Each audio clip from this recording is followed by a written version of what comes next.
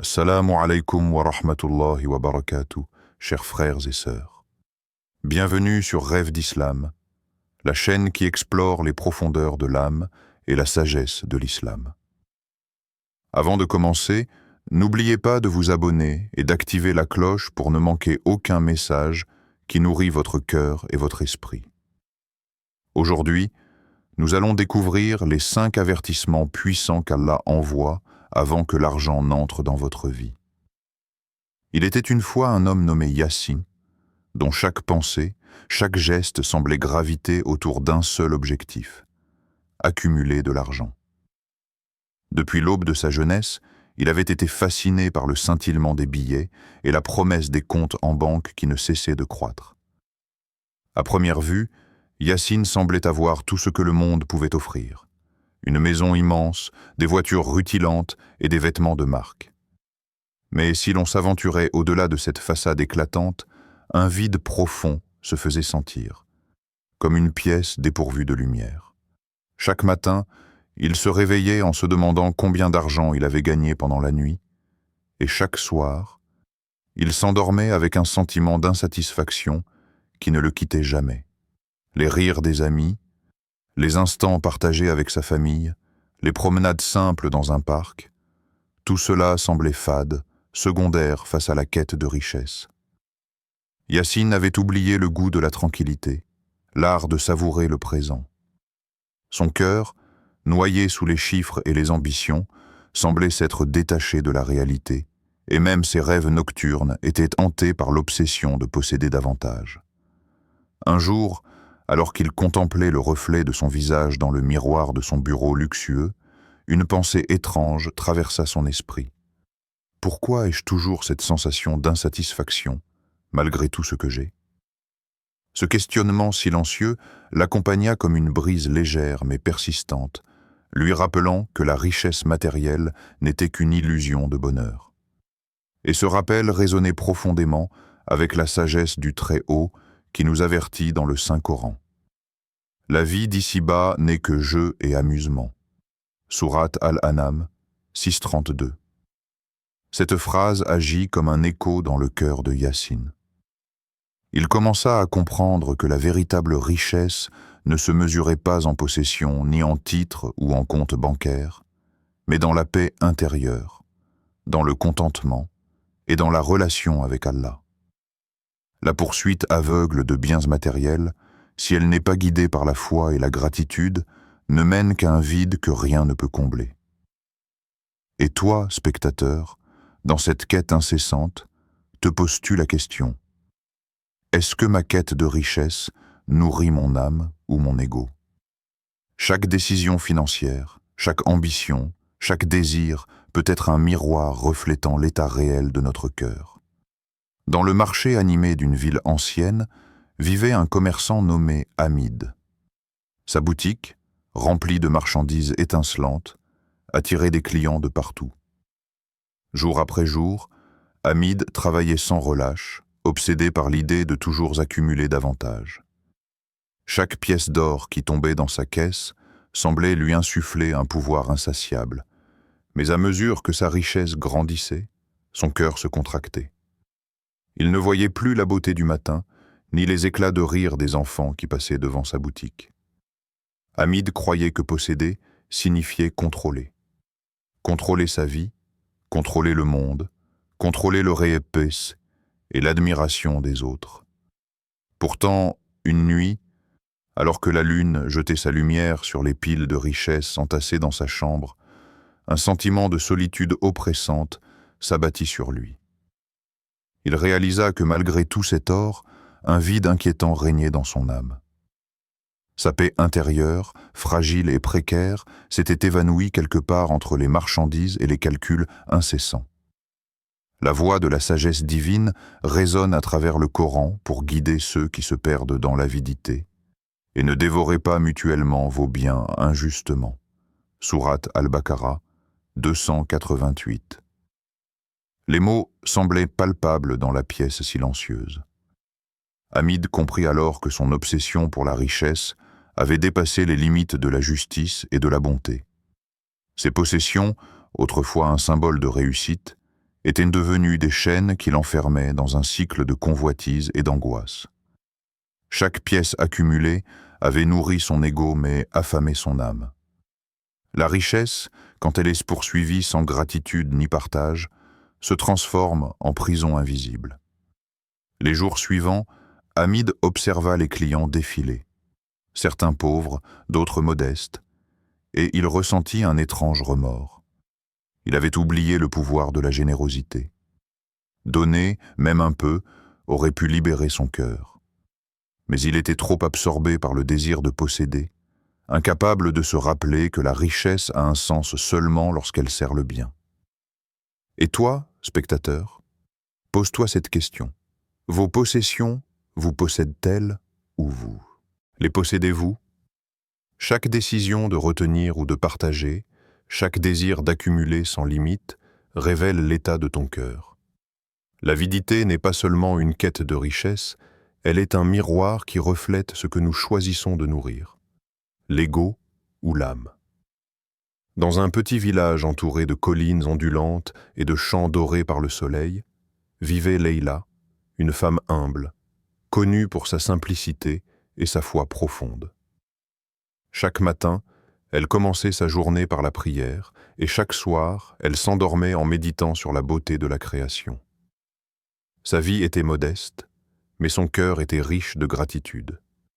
Elle ne possédait ni or ni argent en abondance, et pourtant, elle semblait posséder quelque chose que personne ne pouvait acheter. La paix intérieure et la lumière d'une âme connectée à Allah. Un jour, un bienfaiteur inconnu lui remit une somme d'argent inattendue, une richesse qu'elle n'avait jamais imaginée.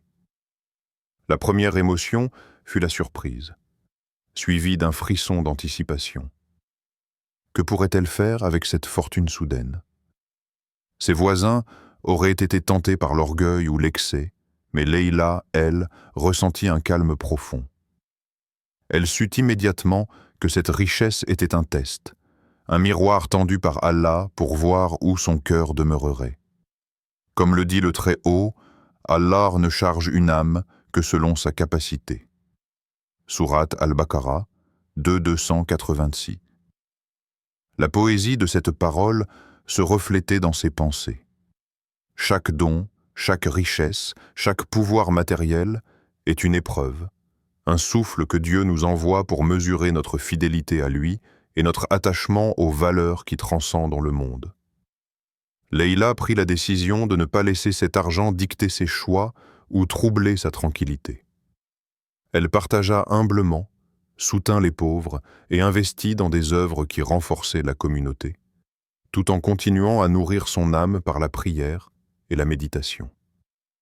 Chaque pièce qu'elle donnait, chaque geste de générosité, était un rappel silencieux que la richesse n'est ni bonne ni mauvaise en elle-même. Elle révèle simplement la nature de celui qui la reçoit.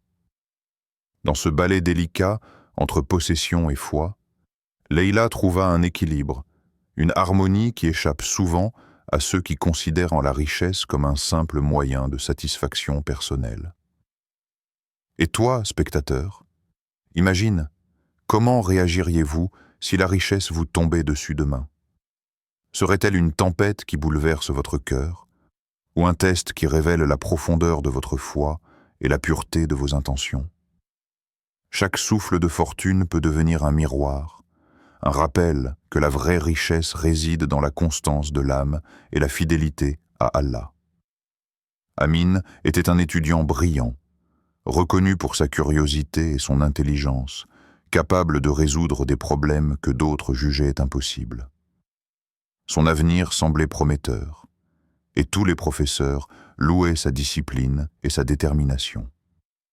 Mais Amin avait découvert un nouveau désir: gagner de l'argent rapidement pour améliorer sa vie matérielle et aider sa famille.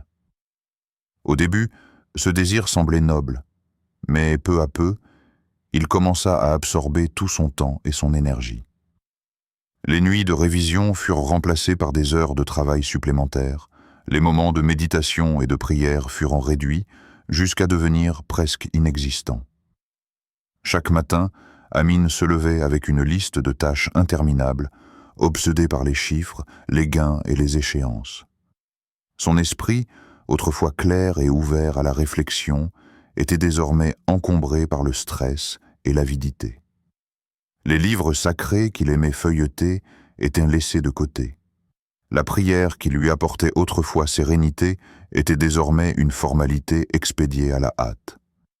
Ses amis commencèrent à remarquer qu'il semblait absent, que son sourire avait disparu, remplacé par une expression de fatigue et d'inquiétude constante. La sagesse d'Allah, comme un phare dans la nuit, rappelle aux croyants l'importance de l'équilibre. Et ne faites pas de votre main un lien à votre cou, et ne soyez pas parmi ceux qui gaspillent. Sourate Al-Isra, 17, 29. Ces mots semblent murmurés à travers les siècles. Ne laissez pas votre propre désir devenir une prison. Ne laissez pas la quête du matériel étouffer votre âme et vos capacités spirituelles.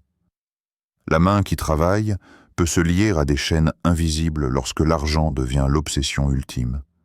Et le temps que l'on consacre à accumuler peut être perdu à jamais. Amin commença à sentir un vide qu'aucune somme d'argent ne pouvait combler. Il se rendit compte que sa vie spirituelle, cette lumière intérieure qui guidait ses choix, était en train de s'éteindre lentement. La prospérité matérielle avait un prix qu'il n'avait jamais envisagé. Sa connexion avec Allah, sa paix intérieure et sa joie simple. Et toi, spectateur, regarde ton propre quotidien et demande-toi, ma vie spirituelle est-elle sacrifiée sur l'autel de l'argent? Chaque moment où tu ignores ta prière, chaque fois où tu négliges la méditation et la gratitude pour courir après des possessions, est une pierre de plus dans le mur qui sépare ton cœur de la lumière divine. Dans le silence d'une nuit étoilée, Zaïd se trouvait éveillé, incapable de trouver le repos. Depuis des semaines, il ressentait un désir inexplicable de changement dans sa vie, une intuition profonde que quelque chose de nouveau, de significatif, allait entrer dans son existence. Cette sensation ne se manifestait pas de manière bruyante. Elle était subtile, presque imperceptible, comme un souffle léger qui caresse la joue et laisse une empreinte qu'on ne peut ignorer. Cette nuit-là, Zaïd fit un rêve étrange, mais d'une clarté étonnante. Il voyait un chemin bordé de lumière douce, et une voix lui murmurait « Suis ce chemin avec foi et discernement ».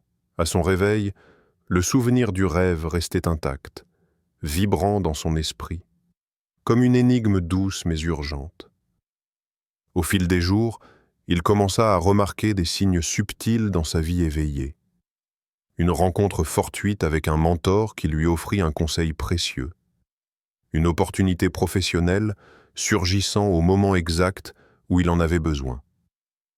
Des rêves récurrents, tous porteurs d'un message inspirant. Des instants de calme intérieur qui lui faisaient sentir que ses choix étaient guidés par quelque chose de plus grand que lui. Zaïd comprit peu à peu que la richesse matérielle qu'il recherchait n'était pas simplement une question de chance ou de travail acharné. Elle était intimement liée à sa capacité à percevoir et suivre les signes qu'Allah lui envoyait. Ces signes étaient des guides silencieux, des rappels que le chemin vers la prospérité est souvent pavé de subtilités que l'on néglige facilement si l'on se précipite dans la quête de possession. Le Saint-Coran nous éclaire sur cette proximité divine. Et quand mon serviteur t'interroge sur moi, alors je suis proche. Sourate Al-Baqarah, 276. Ces paroles révèlent que l'attention et la sincérité de l'âme ne passent jamais inaperçues. Les signes d'Allah peuvent apparaître sous la forme d'opportunités inattendues, de rencontres significatives, de conseils avisés, de rêves porteurs de sagesse ou simplement du calme intérieur qui guide les décisions importantes. Et toi, spectateur, pose-toi cette question. Avez-vous reconnu les signes qu'Allah vous envoie chaque jour? Chaque événement, chaque intuition, chaque rencontre pourrait être un message subtil, un avertissement ou une orientation. La richesse, la bénédiction et le succès ne se présentent pas seulement dans l'abondance immédiate. Il se manifeste d'abord dans l'attention portée à ces signes invisibles que seule une âme attentive peut percevoir. Dans un petit village niché entre des collines verdoyantes, vivait un homme nommé Samir. Contrairement à beaucoup, Samir ne possédait presque rien. Une maison modeste, quelques vêtements simples et un champ minuscule qui ne produisait pas toujours assez. Pourtant, chaque matin, il se levait avec un sourire sincère et un cœur rempli de gratitude. Pour lui, la richesse ne se mesurait pas en or ou en biens matériels, mais dans la capacité de voir et d'apprécier chaque don que la vie lui offrait. Samir commença sa journée comme toujours, en remerciant Allah pour le souffle de vie qui animait son corps, pour le pain quotidien qu'il pouvait partager avec ses voisins, pour la santé de ses proches et pour les instants de beauté qu'il rencontrait en chemin. Alors qu'il marchait dans le village, il remarquait le chant des oiseaux, la lumière dorée du matin qui caressait les murs de sa maison et les sourires échangés avec les habitants. Ces détails, pour certains insignifiants, étaient pour Samir des trésors inestimables. La richesse de Samir résidait dans sa gratitude. Chaque action, chaque pensée de remerciement semblait attirer davantage de bénédictions dans sa vie. Un jour, un voisin lui offrit des fruits de son verger. Samir ne voyait pas simplement le geste. Il ressentait le lien humain, le partage et la bonté qui accompagnaient ce cadeau. Il comprit alors que la gratitude ne se limite pas à dire merci, mais qu'elle transforme la perception de la vie entière. Allah nous le rappelle dans le Saint-Coran. Si vous êtes reconnaissant, très certainement j'augmenterai mes bienfaits pour vous. Sourate Ibrahim, 14:7. Ces mots sont une promesse, un secret de prospérité que le monde matériel ne peut offrir. La reconnaissance ouvre la porte à des bénédictions invisibles, à des opportunités, à la paix intérieure et à la joie simple. Samir, pauvre en biens mais riche en cœur, comprenait que sa véritable richesse venait de sa capacité à reconnaître chaque faveur et à vivre avec contentement. Et toi, spectateur, prends un moment pour te demander, pouvez-vous compter vos bénédictions aujourd'hui? Même dans la simplicité, dans l'absence de possessions abondantes, chaque souffle, chaque sourire, chaque instant de paix est un trésor envoyé par Allah. La gratitude transforme ce que nous avons en richesse, ce qui semble insignifiant en abondance, et ce qui est limité en un monde de possibilités.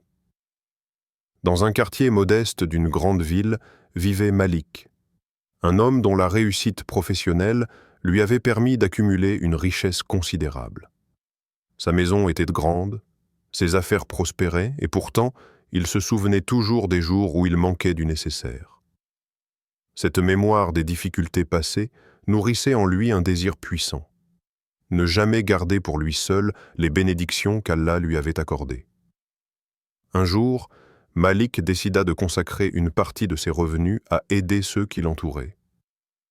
Il commença modestement, offrant des repas aux familles dans le besoin, aidant les enfants à aller à l'école et soutenant les commerces locaux pour qu'ils puissent prospérer.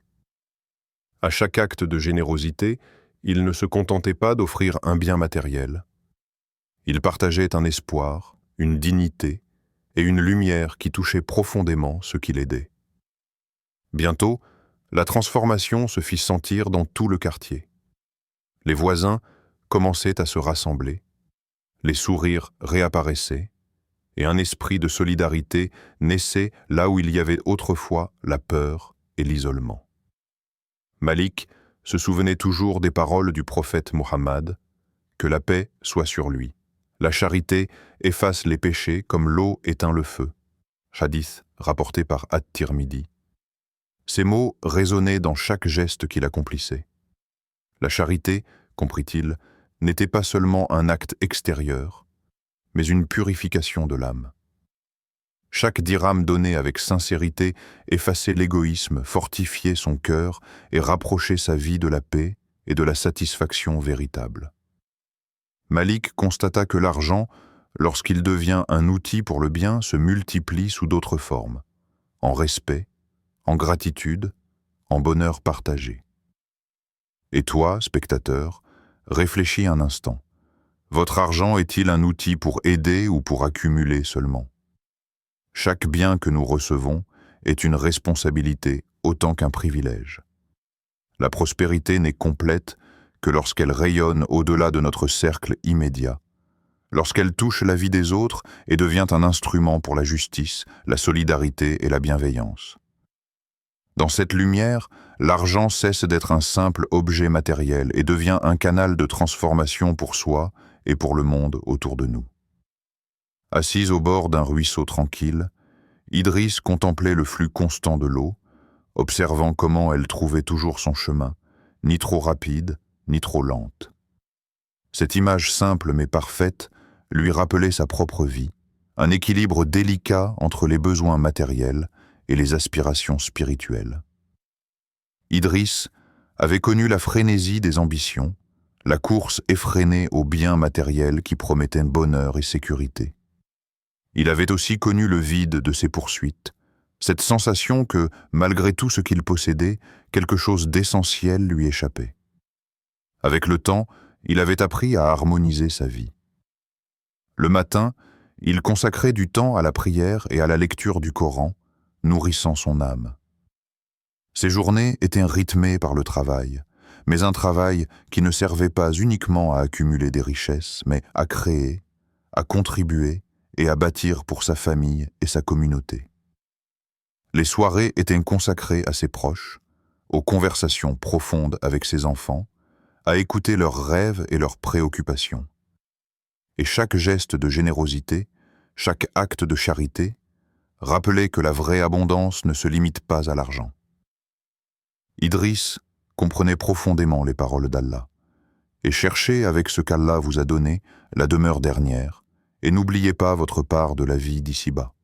Sourate Al-Qasas, 28-77. Ces mots résonnaient comme une boussole intérieure, guidant chaque choix, chaque priorité. La vie matérielle n'était pas à fuir, mais à équilibrer avec les responsabilités spirituelles et morales. L'accumulation de biens, si elle n'était pas accompagnée de foi et de générosité, pouvait devenir un poids qui écrase l'âme. À l'inverse, l'oubli du monde matériel pouvait priver ses proches et limiter sa capacité à aider et à construire. Chaque matin, Idriss méditait sur cet équilibre fragile, conscient que chaque décision pouvait pencher la balance d'un côté ou de l'autre. Il savait que la prospérité véritable résidait dans l'harmonie entre donner et recevoir, travailler et prier, profiter des bénédictions matérielles tout en restant attaché aux valeurs spirituelles. Et toi, spectateur, prends un moment pour réfléchir. Avez-vous trouvé cet équilibre dans votre vie? La réponse ne réside pas dans la quantité de biens possédés, mais dans la qualité de l'attention portée à ton cœur, à tes proches et à ton âme. La vraie richesse est de marcher sur ce chemin où la matérialité et la spiritualité coexistent, où chaque geste matériel reflète un engagement intérieur, et où chaque acte de foi est nourri la vie quotidienne.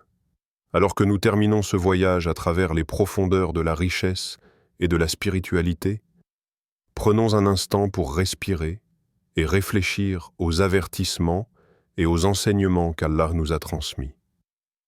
Nous avons vu que la quête aveugle de l'argent peut laisser le cœur vide, que l'avidité peut emprisonner l'âme et que la richesse, lorsqu'elle est reçue, n'est jamais neutre. Elle est un test, un miroir reflétant nos intentions les plus profondes. Nous avons observé comment la gratitude transforme la perception du monde, comment la charité purifie et élève, et comment un équilibre entre la matérialité et la spiritualité crée une vie harmonieuse, pleine de sens et de sérénité. Chaque instant, chaque bénédiction, chaque choix matériel ou spirituel est une opportunité de se rapprocher d'Allah ou de s'éloigner de lui. La richesse, qu'elle soit petite ou grande, n'a de véritable valeur que lorsqu'elle est guidée par la foi et la conscience. Les signes d'Allah apparaissent dans notre quotidien. Des rencontres, des conseils, des rêves, des moments de calme. et il nous appartient de les percevoir et de les suivre avec discernement. Comme le rappelle le Très-Haut, et il est celui qui fait mourir et donne la vie. Sourate Al-Hajj 22-66. Cette vérité ultime nous rappelle que tout ce que nous possédons, y compris notre richesse, notre santé et notre temps, appartient à Allah et dépend de sa volonté. Aucun bien matériel ne peut survivre sans la permission du Créateur, et aucun cœur ne peut trouver la paix en dehors de lui. Ainsi, chaque action que nous posons, chaque dirham que nous recevons ou partageons, chaque pensée que nous entretenons devrait être un reflet de cette conscience profonde. Méditez sur ces signes, observez comment Allah vous guide, et laissez cette guidance éclairer votre relation avec l'argent. Transformez vos possessions en moyens de générosité, votre réussite en gratitude et votre quotidien en équilibre entre foi et matière. Chaque geste, aussi petit soit-il, peut rapprocher votre cœur de la paix et de la bénédiction divine. Et pour continuer à nourrir votre esprit et votre cœur chaque jour, abonnez-vous à Rêve d'Islam. Laissez cette chaîne devenir un phare de sagesse, un rappel quotidien de la guidance d'Allah, et un espace pour réfléchir à la manière dont la richesse, la foi et la gratitude s'entrelacent dans votre vie. Que chaque visionnage soit une lumière qui éclaire votre chemin et réveille votre âme.